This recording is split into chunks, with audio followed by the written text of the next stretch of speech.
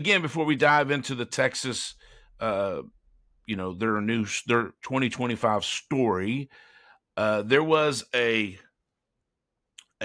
article written on ESPN. I'm not going to say the guy's name, but you, my friend, if you're going to obviously you're listening to the show because you said a line on your article that was truly, you could have only gotten that knowledge or that thought or that idea from listening to Chicken and Dog because it was directly out of our playbook.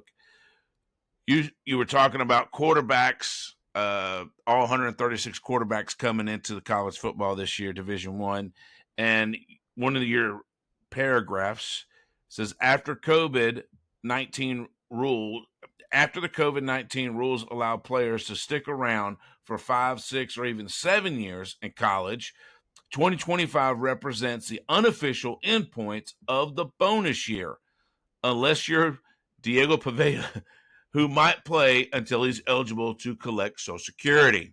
Hey, Bert. Hey, Bert. Hey, thanks for listening to our show, guy.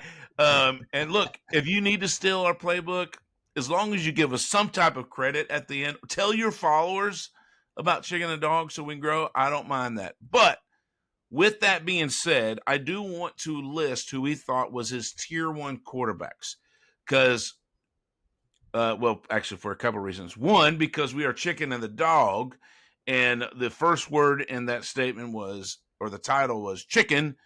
In his top 1 tier, he's got yours truly, LaNorris Sellers. So I don't think that's a bad. I wouldn't disagree with him. I think LaNorris Sellers, until you prove him wrong from his performance last season, I think he is in that top tier. There's no doubt about that.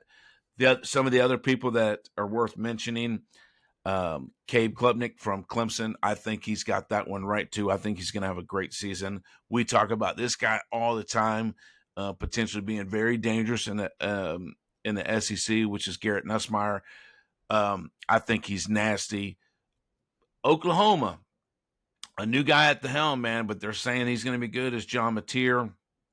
And then they had to go throw someone in there from the Big Ten, which is Drew Aller, which I would agree that that guy from Penn State, he's going to do really, really well for Penn State. I know this is not a Big Ten show, but I think Penn State's got a pretty good path to winning the conference championship this year. Just a couple other people real quick in the lower of the 1 tier. He had a tier 1A and a tier 1B. He's got DJ Lagway as Florida, Carson Beck at Miami. I think that's pretty fair. And then this is interesting. Somebody he's taken some snaps, but we don't know. He's never led a team through a whole season yet. He's got Arch Manning in there. Is he Arch Manning? Is he in there because of that last name? I don't know. Maybe. But pretty interesting, I think, all in all. And again, I'm not saying this is the way too early prediction, top 25, but I guess you got to talk about something about college football until August rolls around. Amen. Otherwise, it's just dead for all of us, and none of us want to get out of bed in the morning. Absolutely not.